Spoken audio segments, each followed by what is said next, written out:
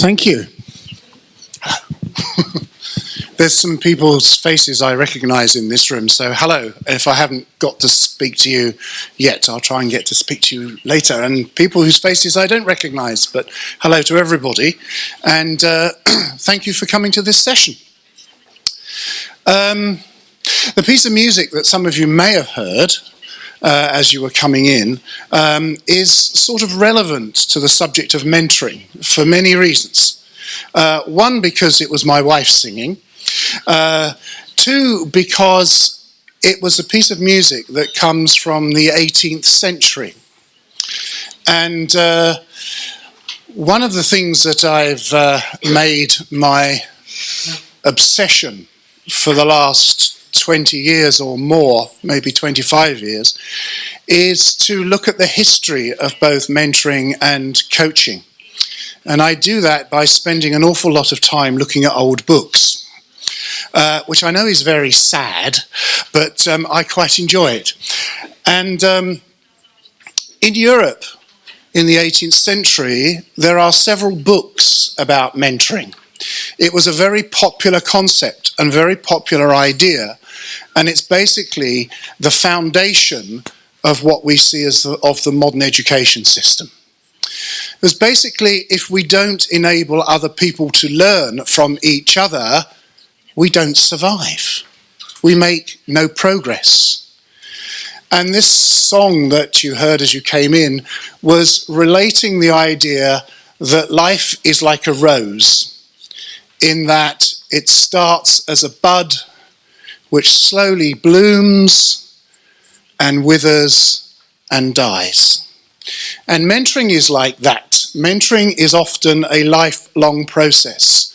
We are always having the potential to be mentored right through our lives. And if we don't engage in these kinds of conversations, we can't progress. So, what am I going to talk about today? I'm going to talk about this. Is that what you came for? Well, that's all right then. Good. There's a lot of talk about line manager as coach. We've heard a bit about that in the conference already. And I think it's quite an interesting idea. And I wonder what you thought about it. So do you think it's a good idea? Who thinks it's a good idea? Line manager as coach. Good idea. Yeah, one or two people think it's a good idea. Okay. A totally good idea. I mean, utterly brilliant idea. Best idea that's ever been had, ever. Who thinks it's that? Okay, a little modest on that front. And you can say whatever you like in this room. Get off, Garvey. Okay. What might be the problems of line manager as coach? What might be the problems? Because if we think it's a good idea, or even if we think it's a totally good idea, what things do you think you might encounter when you're trying to get a line manager to be a coach? He knows. He knows everything. Yes. Well, of course. He wouldn't be a line manager otherwise, would he? I mean, you know. Okay, what else? He's responsible for the outcomes. Yeah, responsible for the outcomes. In control. In charge. Yeah? And why is that a problem? Why are both those things a problem? Any thoughts? Yeah. From my experience, I think there are times when you can be coaching. There are times when you need to decide because it's critical. Okay, so there's an interesting dual role here. If a line manager is both a coach and the person that says, that's it, that's where we're going, that's where we're doing, there is a potential conflict of interest. And let's explore that as we go through. A potential conflict of interest. Okay. So I think some of the problems might be that coaching is not necessarily agenda-free in a line management relationship. There is an agenda on the table, and it's not necessarily the coachees. There's problems of power, which we've already raised. I was speaking at a conference not so long ago in the UK, and I suggested that line manager of coach, as a coach, was an instrument of surveillance instituted by senior managers to make sure people behave themselves. Just a thought. So there's conflicts of interest. Whose performance is it anyway? That's quite an interesting, challenging question. Insofar as if we have an individual as a team member, whose performance are they interested in, and whose performance is it at the end of the day? Is it the line manager's, although the line manager might get in the neck for that person not performing, but actually there's something about the individual having control and autonomy, and as we know from coaching, being an expert in their own life and work. That's a bit of a problem if the manager thinks they're the expert in everything to do with that person. And what are the skill levels like of the managers? And what's the purpose of it all anyway? And how do we deal with this issue of confidentiality? Because if you're wanting somebody to trust you, confidentiality is pretty crucial. And you can pick up any book you like on coaching, and what are you going to find in there? A discussion about the importance of confidentiality. Wow. So what I thought I'd do is just look at a few examples from practice of how line manager as coach has been implemented in what seems to be very sensible and rational companies. One of which Liz mentioned this morning. So line manager as coach to a team member. That's a possibility. That's perhaps what some of you have got in mind. Cross-departmental coaching with the line manager providing the objectives for the coaching to the coach who comes from a different department. That happens. Cross-departmental coaching without the rest of it. So which do you think of those three that I've seen in practice generates the better outcomes for the coachee and for the company? Any thoughts? Go on, have a guess. Yeah. Why cross-departmental coaching when the agenda... Is this microphone hopeless? No?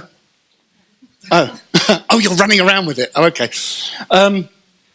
Why is that better? Well, we'll think about that. Why is it better if it seems to be an agenda-free process? Okay. Let's think about the relationship between coaching and mentoring. Coaching and mentoring and counselling and therapy all share the same skills. So when you're working with people, and some of you probably have done that, and the people in your workshop are saying, yeah, but that sounds like therapy to me. And you say, well, actually, it's the same skill. It is the same skill being employed. They share the same processes as well, quite often. But the contexts in which these things happen change. They're variable. And because the contexts of where they go on change, the purposes vary. So what you think it's for clearly has an impact on what is done. So in terms of mentoring, what you think that may be for will alter the way in which the skills are used and applied. And in terms of coaching, what you think that's for will alter the way in which the skills are applied. And if you like, what you think counselling and therapy is for will change depending on the context, and the skills will still apply, but they'll be altered to serve a different purpose. And coaching and mentoring in particular are often referred to as interchangeable. A lot of people say to me, Bob, can you tell me what the difference is between coaching and mentoring? Do you know, I'm so bored with that question. And the answer is, it depends on whose book you read. That's a fact.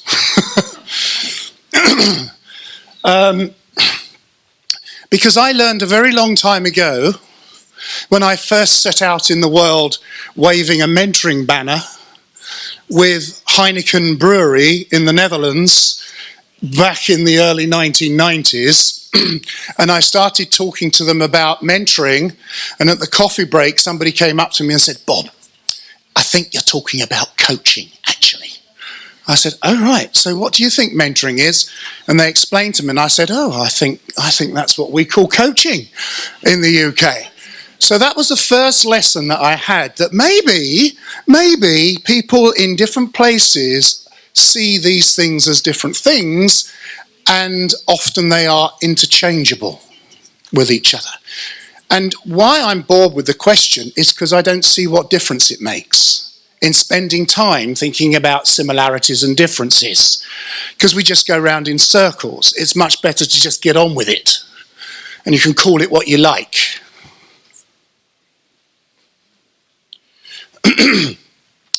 But the challenges of creating a scheme are often similar. And that's the point. But in order to help implement line manager as coach, people who engage in coaching very rarely even consider mentoring literature. I won't talk about what mentors think about coaching literature, but very rarely do coaches think anything at all about mentoring literature. I review papers for journals quite often that are on coaching, and they're kind of going on about stuff in the literature review, and my feedback is always, you can get some help if you look at the mentoring literature, and by the way, you need to look at these authors, because they've already covered it in the context of mentoring, and maybe you could learn something from that. And I think that's the case. And the reason why I say that is because coaching is hugely under-researched. And most people that write about coaching, and it's changing, are practitioners writing about coaching from their own experiences, rather than being seriously research-based or informed. Now that's changing. That's changing quite a lot, and quite quickly. More and more doctoral level qualifications are coming through in coaching, and so the knowledge base is developing, which is a good sign. But mentoring has been researched for a very long time. We are talking about back in the 1980s, or even late 70s, when there first started to appear mentoring literature, research-based literature. And you look at the, I don't know if anybody's seen Tony Grant's work on coaching literature. You can get it on the internet, it's really easy. Just put in Anthony Grant, something about the history of coaching or something, literature. And you can see that actually there was a paper published in 1936 on coaching, and it was about trying to improve performance in a company, production line stuff. And then there's nothing. And one or two little bits and pieces, and suddenly around 2005, 2006, things start popping up. So, what is there to learn from mentoring in terms of line manager coaching? How's everybody doing, by the way? You all right? Still smiling? Soon change that. Right, let's move on. There's a business case, a mentoring case example. Now, I hope you're not going to tell anybody, but this was a case example done in one of those banks. You know, one of those banks that caused all the trouble. And I was the main consultant to them on mentoring. So there's a confession for you. In fact, in May 2008, I was sat in the boardroom with the executives of this bank talking about their mentoring scheme as their share price was falling through the floor. And the chief executive said, Bob's travelled a long way to come and see us. I think we give him an hour and then you can get your blackberries out. So it was one of those banks. And what we were doing was, what I did was evaluated what went on. And this is a result of some of the outcomes of a executive mentoring program that was going on. It started before the crisis and it went on during the crisis. So there's an interesting context in which it's all going on.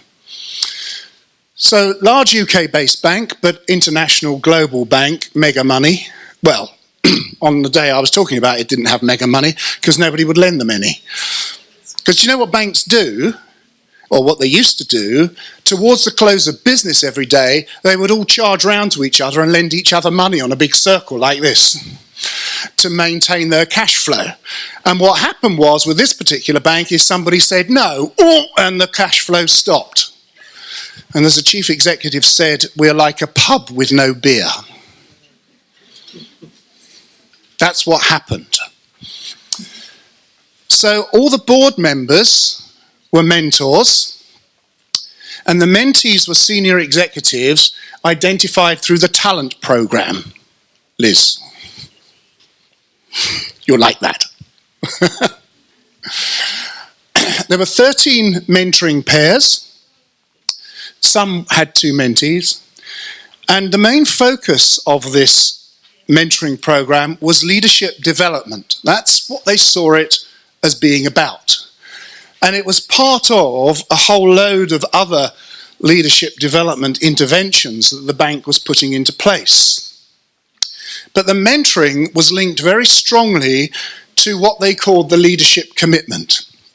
And the leadership commitment was a competency framework which was expected of senior executives.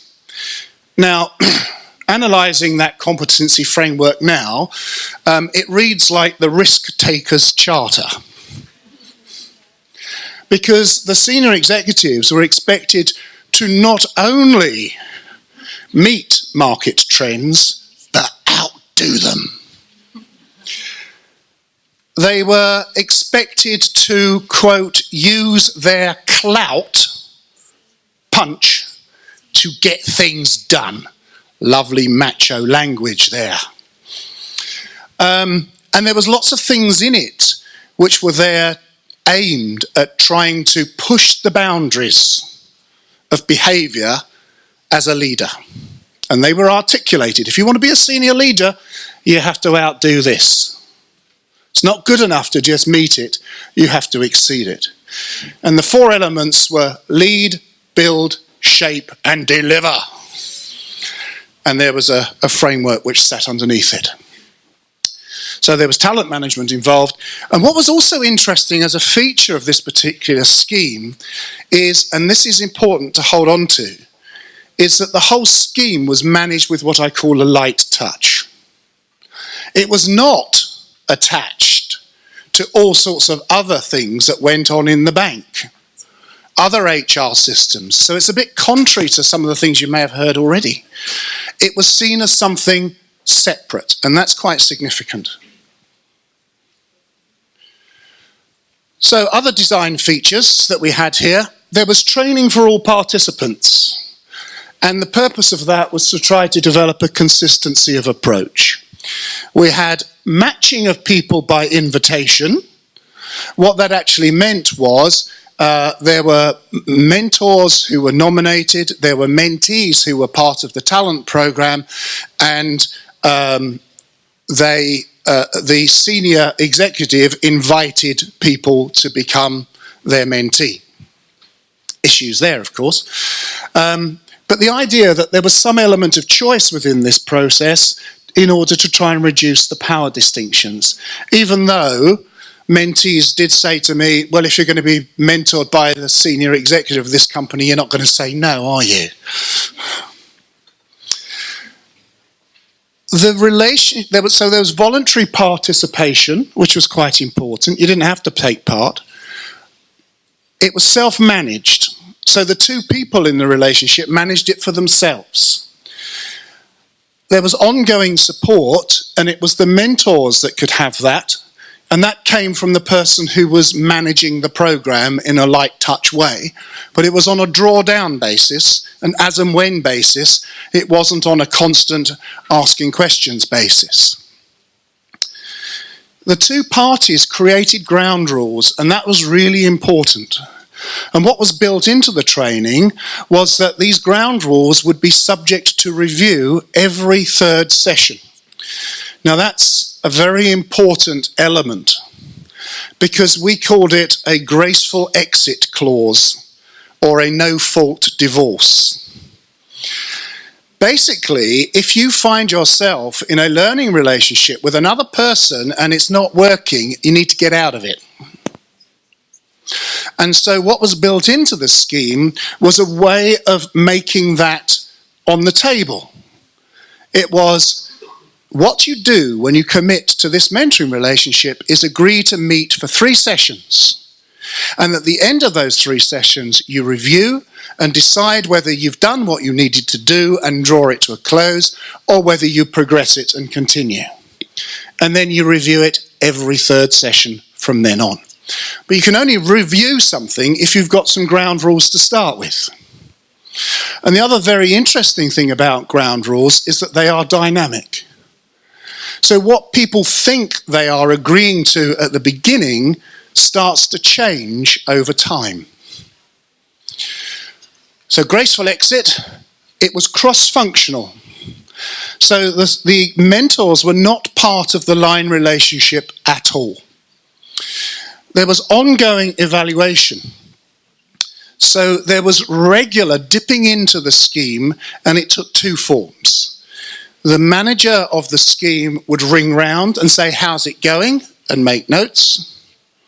And then there was a questionnaire which was done 3 times, which was to do with what they expected, what they were experiencing, what they experienced at the end of the year. And the light touch is about making the whole thing different to this management environment that they find themselves in, day day out. So, this is the things they talked about. Considering new roles in the organisation, changing their styles of leadership in the crisis. What did that actually mean? Well, one senior executive told me that there was no work to do during the crisis. And they would come into work, people would look up as they walked into the office, heads would go down, his head would go down, he would walk into his office, shut the door and start playing cards on the computer. And so they had to consider what leading in that situation meant. Because what these people did is make deals all day long. And there were no deals to be made because nobody was making deals with them. So how do you deal with your team in those circumstances? So they also thought about political skills. A lot of manoeuvring was going on in the organisation.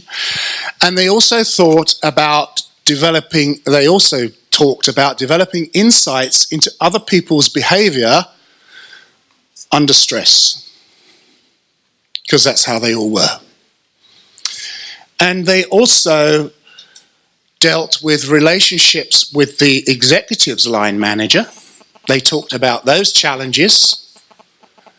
And they talked about the whole business of change and survival in change. And a lot of talk about their personal strengths and weaknesses and how they might cope and so on and so forth. So they were the main topics of conversation. The outcomes of this case. The original objectives of the program, which was to help facilitate leadership development so that there would be progression in relation to the leadership commitment, were not met. And if you imagine working in an organisation that establishes objectives for something and they're not met, what's the general management attitude towards that sort of thing? It's not good. It's not good, because there's this idea that objectives are set and they shall be met. But these objectives were dynamic and they changed and they were highly individualistic, and nobody minded that they changed because of the context. But actually there's something to be learned here, is that neither coaching and mentoring is actually, and listening to Reinhardt this morning, for example, is not actually about level one, getting from A to B. Certainly not at this level.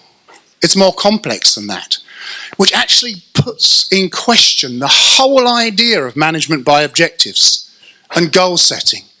Because if we're in a dynamic relationship and we're working in a dynamic and changing environment, things are going to change. Of course they are.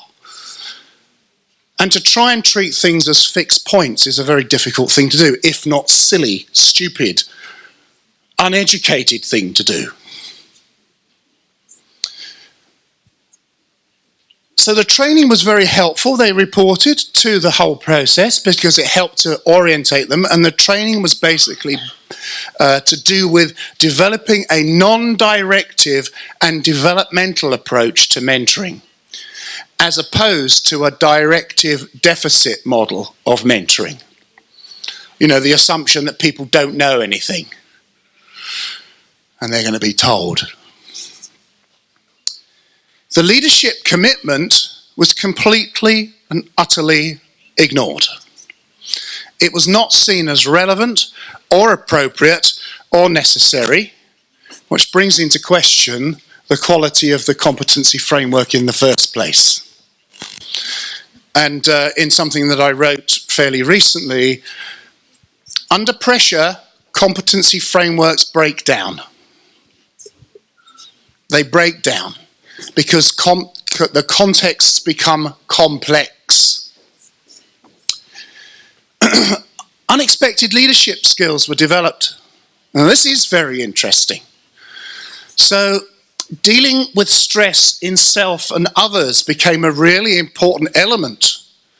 Developing proper self-insight, because you don't really know who you are until the chips are down, until you're under pressure, and then you find out how you react and how you respond. Have you played that party game? You know, this is the situation, how would you react? Do you know you don't know? You don't know till you're in it. And people react in different ways. So therefore there was really good situational learning going on here. Handling change, learning what politics meant in this organisation, because you can imagine the shuffling that was going on, and positioning oneself for the future, which is part of politics. These are not leadership skills that are written down in leadership books, but these are the things which seem to be very necessary for that particular context. The majority continued with the mentoring despite everything. And do you know why?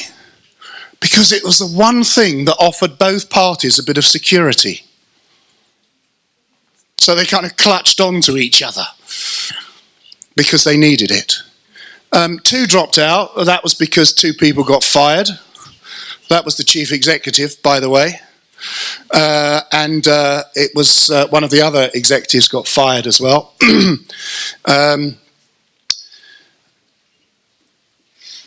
And three people continued beyond the 1 year allotted span. Light touch works because it is different to management. And key skills learned: listening, coaching skills, counselling skills, and the concept of leadership in change. Seems to be quite interesting. But some issues. The question of mission drift, I mentioned earlier. The relationship mattered. Supporting change is absolutely necessary. And how many people actually do that in organisations? Light touch is important. The idea of pressure on the competency framework suggests that a competency framework produced in a fairly simple way is not sufficient. And the question of what is leadership development has to come through from this. What is leadership development? And Reinhard had some insights into that this morning. What is leadership development? So, some questions for you, and I'm going to invite you to have a chat with each other about these questions, just for a few moments. What aspects do you focus on in this case? What's coming through for you? What's of interest? What's stimulating you? And what are the implications for you and your practice of the things that are in this case? And how does this relate to line manager as coach? And what is the key learning for you? I'm going to suggest you take 5 minutes to talk with people in your immediate locality, and we'll see what you come up with. See what you can do with those questions.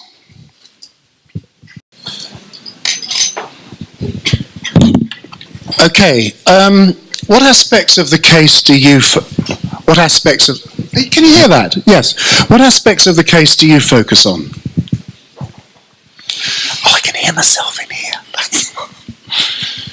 What aspects do you focus on?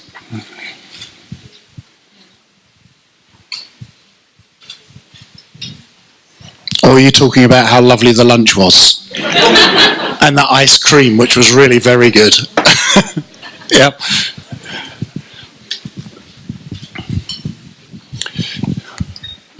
You mentioned an important point about the relationships and the relationships helping through change. And I think to jump forward a little bit, I think that's a key aspect of what relates to the line manager as well, is understanding how to form powerful relationships and how the coaching skills can actually inform that dynamic. Okay, very, very important point.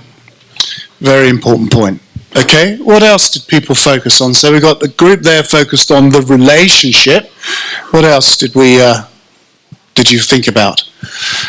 Yes.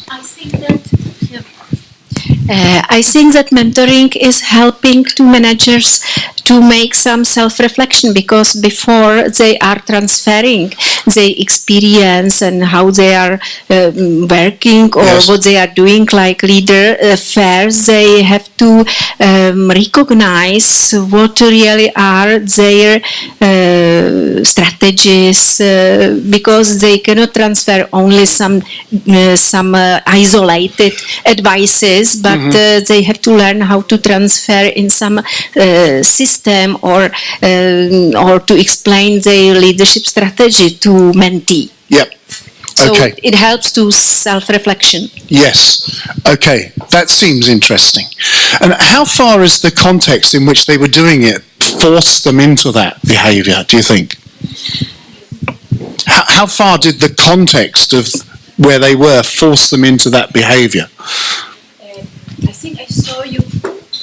I saw that you talked about it, that this process had some leadership development side effects. Yes. So I could see this as well in my experience when, Okay. for example, in Nokia, mentoring was the process which was implemented. Okay, okay, thank you.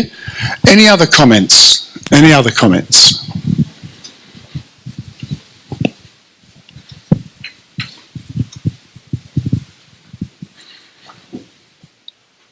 What do you take from this?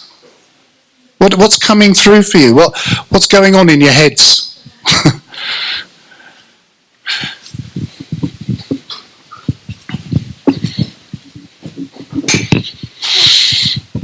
What amazed me is really complete disconnect from the market on this case. Yes. Okay, carry on. Because they are just stubborn on doing mentorship, coaching, whatever.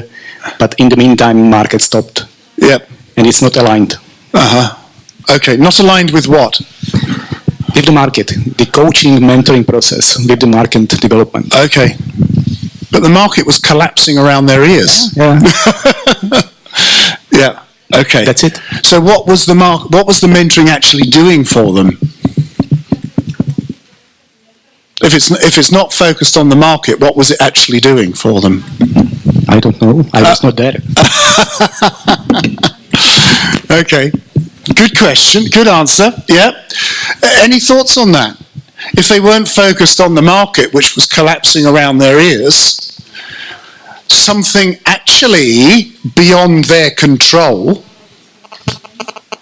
because you know how politicians like to blame other politicians and say it was all their fault, but actually it wasn't. It was a global phenomenon because all banks were at it, and suddenly the pack of cards just kind of went woo, all at once. So what do you think these people, if they weren't focusing on the market, what do you think they were getting from the mentoring?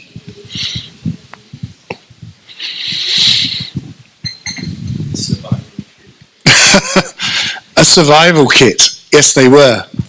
That was one of the things they were getting, a survival kit and support to think through what was going on for them. And some of the things that were going on for them, for example, one of the mentees said to me that it wasn't just at work that it was a problem, it was at home there was a problem. He had people throwing stones at his windows. He had people scratching his car.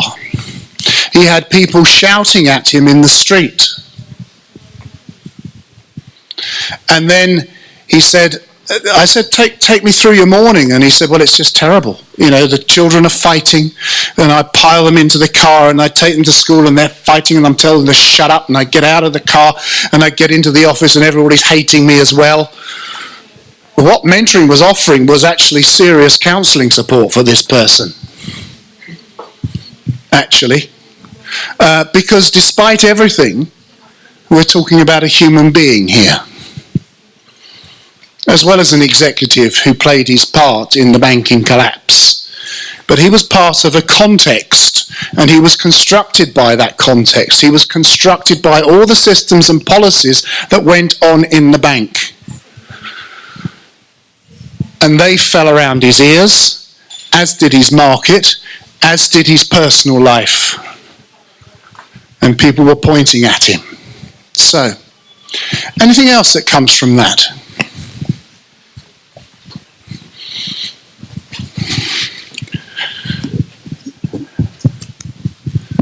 We were discussing how important is also connect mentoring with the quality of company culture, and probably if you are going on the top, company a lot invests to you, to your growing and many years. Yes. And this is a good question. If you are able to share your experience to the other, and if you are able to help grow also other people, Yes. means this is really good picture of real company culture. Yes. If the managers are only looking on your backs, Yes. or if they are prepared to grow somebody else from the company. Sure.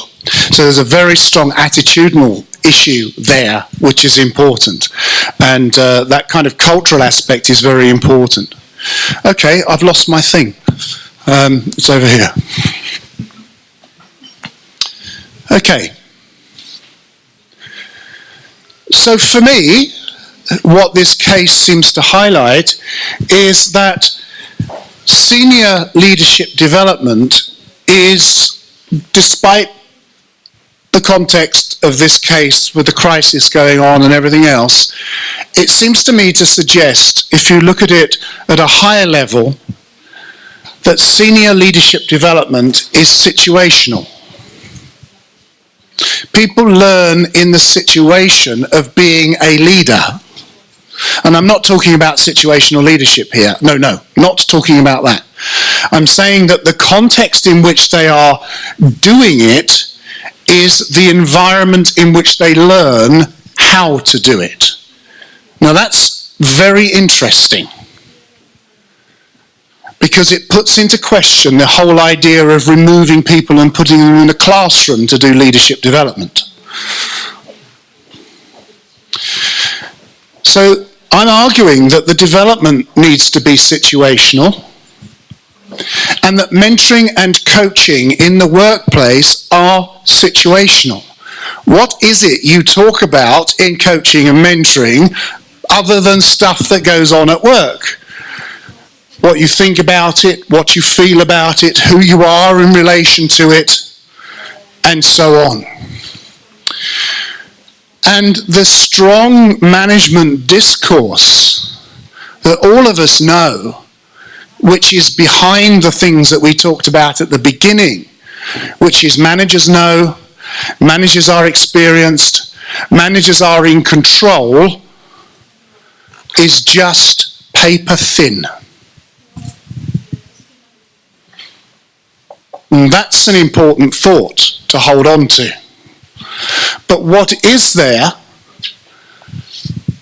that is necessary for people who are going to be leaders?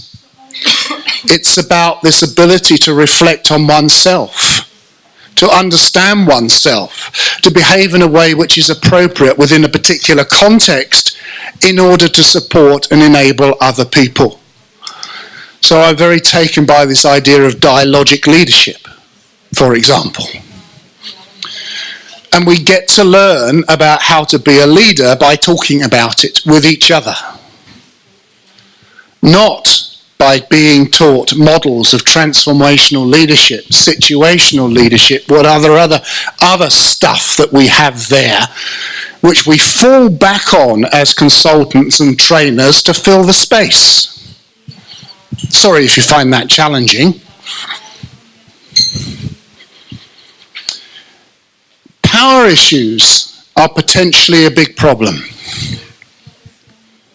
in mentoring and in coaching, and therefore the design of the scheme is really, really important. So key learning from this particular case is, let's think about those design features. So key elements of scheme design, which those of people who were at the workshop yesterday would have seen some of them, and maybe there's some others here. You don't just need top management support, you need top management participation.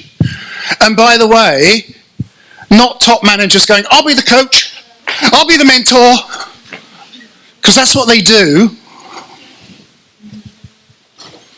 How powerful would it be if a senior leader in an organization stood up and said, I need coaching, I need a mentor? And that is beginning to happen more and more and more. But it doesn't happen all the time.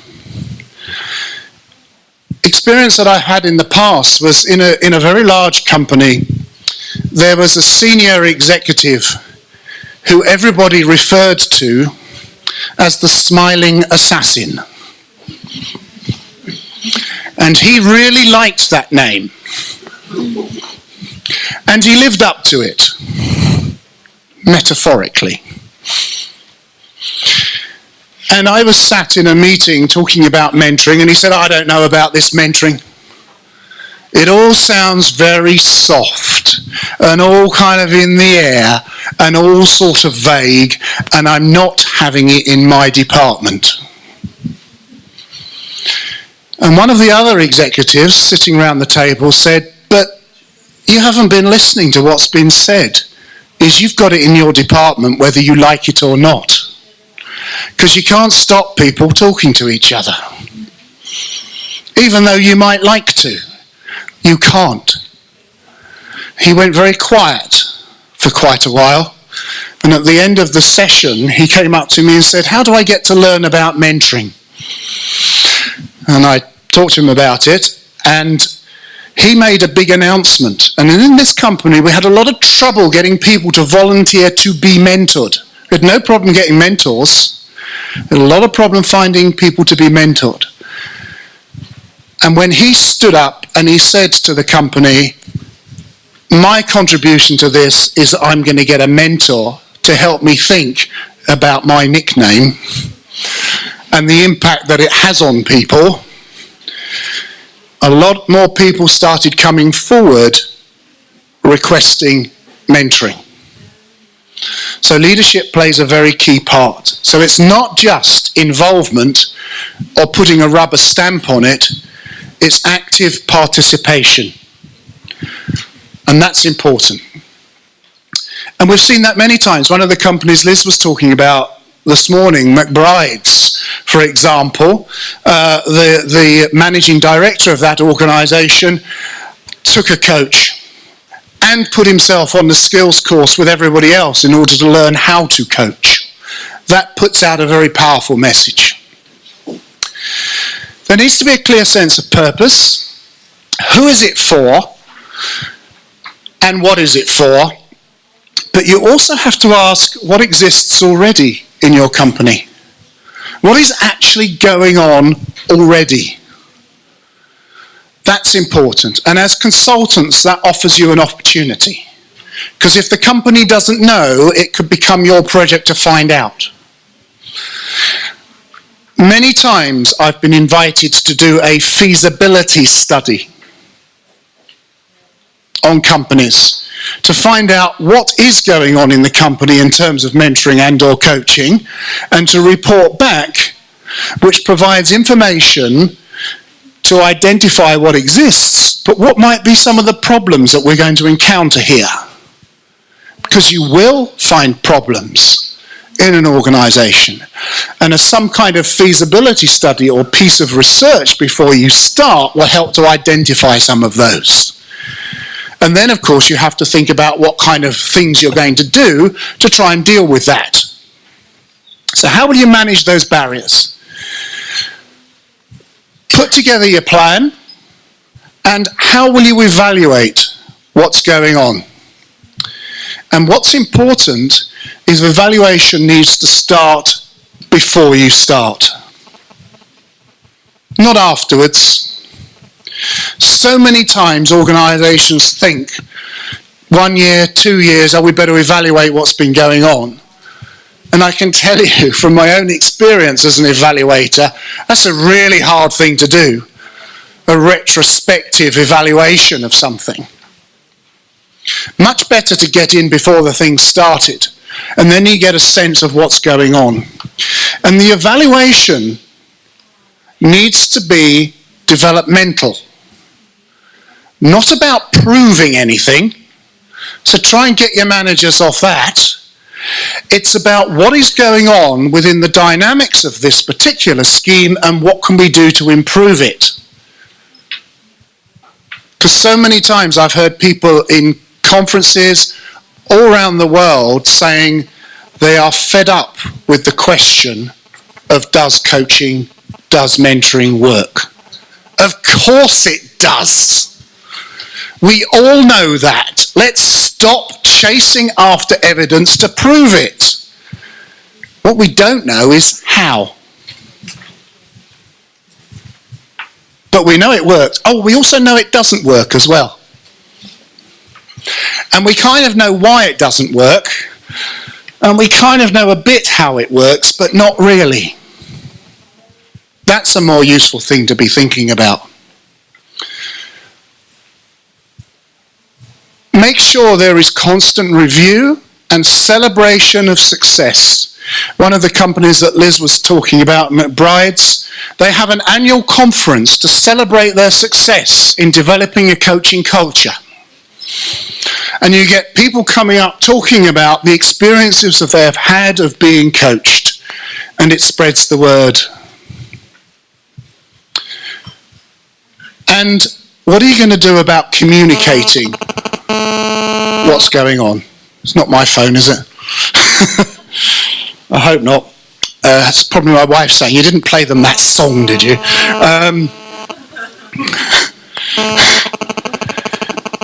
Because this is important. Because you can have two main approaches to putting coaching and mentoring within a company out there. And companies are very hooked on to the idea of making a big noise, to the idea of having a big fuss and a massive mega launch and a big celebration of starting something. And what that does is raise expectations. And then everybody's looking. And that may be one way that you want to work with. But what I've found a much better way is you seek out where there's interest. You seek out where there's energy and enthusiasm in the company, and you work with those. And then it spreads, particularly as key people get hold of the idea. And don't expect it to happen in 5 minutes. Liz has been talking about 5 years. Culture change doesn't happen in 5 minutes. It might start to happen in 5 years. And one of the other things that I think is very interesting is having the light touch manager of coaching and mentoring in the whole process. They have to be like a dog with a bone. They never, ever let go of it. You try getting a bone off a dog when he doesn't want to give it to you. And the person that leads coaching and mentoring in an organisation needs to be like that. Because what I've seen time and time again is that's where success comes from. They don't take note for an answer. They become the company bore on coaching and mentoring. And they keep on, and they keep on, and they keep on, and they don't give up until it starts to show returns. And it will. The other thing to think about is what I see as the core conditions. So let's draw them out. So the core conditions that are understood in mentoring can apply to the coaching culture as well. Voluntarism is key. Now, how you position that is going to be for you to think about. What sort of choices do people have? And sometimes there's a sort of choice which is kind of nudging people towards things. And sometimes there's a completely open choice. But what degree of choice is there going to be in this scheme? Of coach, of coachee, who's it going to be? People need training. And that has to be taken seriously. And training is not something which can happen in 5 minutes.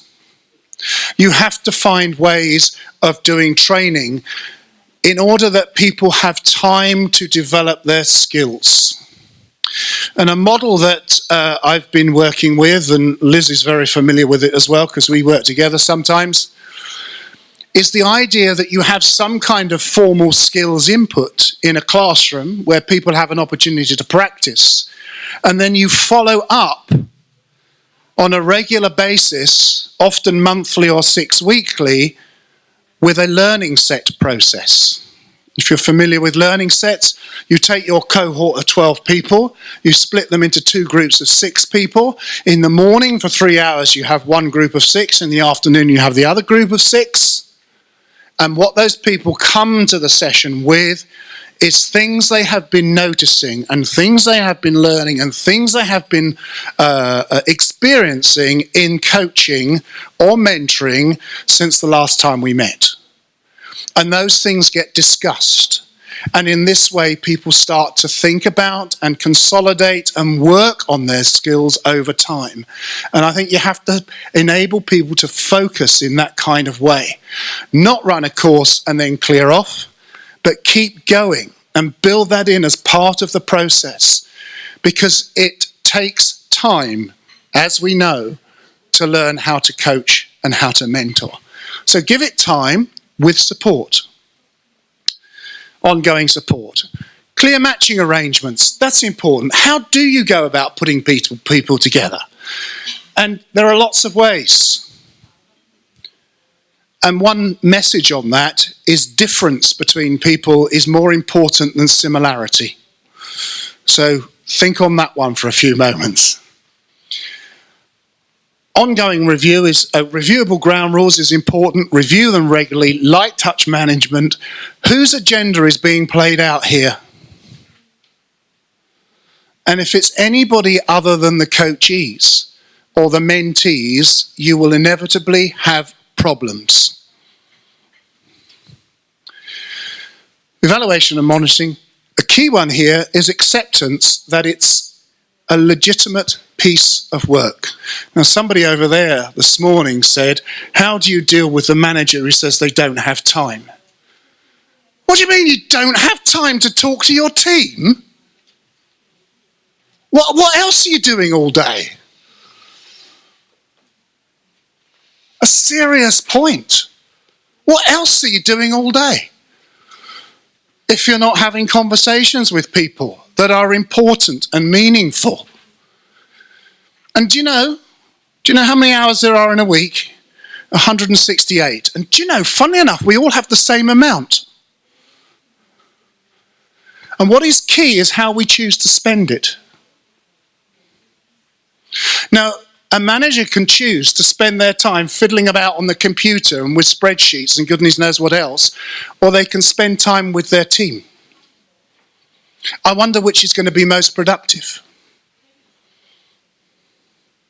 And that's quite a challenge for some managers, I know that. But it's an important thing to put on the table. What do you mean you don't have time? I can remember working with somebody who said, well, I've got all these appraisals to do. I've got all these PDRs to do. I've got all this stuff to do that HR gives us. Thank you, HR. And I haven't got time to coach. Oh. So what do you think coaching is then? How does that relate to these other things that HR are talking about? And might it be possible to conduct your appraisal or PDR in a coaching way? So then you're not finding extra time, you're just doing your job. Just doing your job. And that's quite important to get across and to work with, and for some people that takes a long time. And what's also key is finding ways in which you can reduce power distinctions between people. Because when power exists between two people in a conversation that's either real or perceived, the conversation is disabled. It's not genuine. It's not authentic. It's fake. It's a fake conversation. And somebody's frowning here. That's good. Frowning's good. Because if it touches you, if statements like that touch you, it means that there's something to be thought about.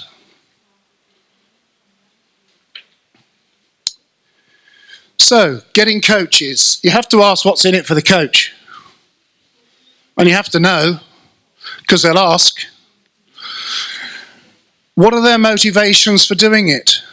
And beware of the coach who says, I want to give something back. Ask them what exactly they've got in mind. What is it you want to give back? Because wanting to give something back can be quite a good idea, can be very positive. But sometimes it's about telling people what to do, giving their experiences of the organisation without necessarily facilitating somebody else. It's, I've got all this knowledge, and do you know what? I'm going to give it to you. Target people. Invite people. Gentle publicity through the newsletter, through lunchtime sessions, through introducing it on various training courses, raising awareness, getting those people who are drawn to it is a good plan. And you do need to train people and vet people, and these coaches need ongoing support. There's a message here repeated quite a lot, and that's deliberate. The other thing to remember is a concept which I refer to as the coaching way. And the coaching way is this.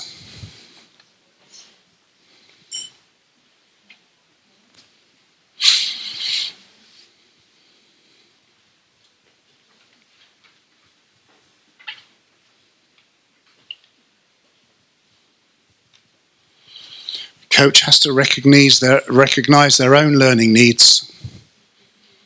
Because in being aware of your own learning needs, you become aware of others.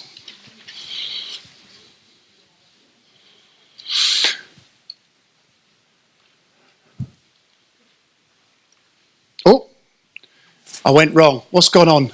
How I've lost it. Help. I've missed the punchline.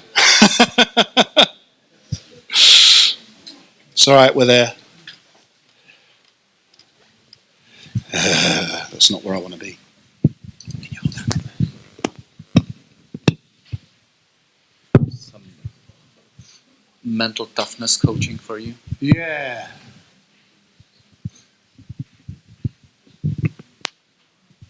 Here we go. Right, thank you. Building an environment of trust. Doing what you say and saying what you do is pretty important in any organisation. And the ongoing challenges, it's the balance between the individual and the organisation. It's accepting coaching as a legitimate activity. That's a challenge for everybody. Don't give up. Be like a dog with a bone. Supporting it with time and resources. And you know, it doesn't cost a lot of money. It doesn't cost a lot of money. And you may be familiar with a very old management concept, McGregor's theory X and Y.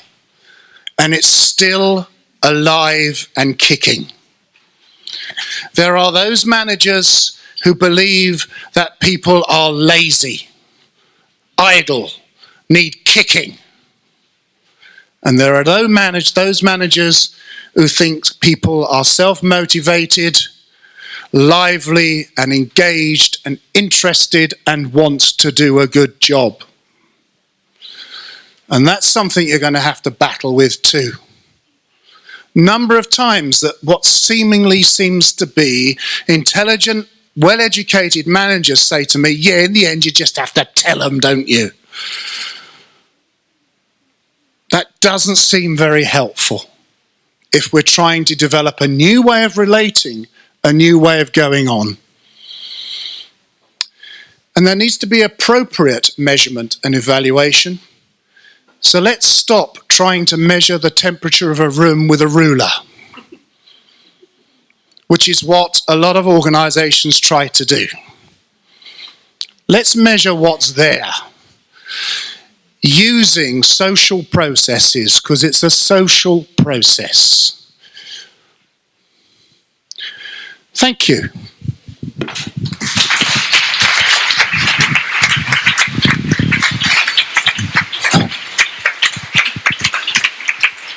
And finally, if you were challenged or provoked or upset by anything I said, that's my job. And if that means you will go away and think and reflect on what went on, then I've done my job. Thank you.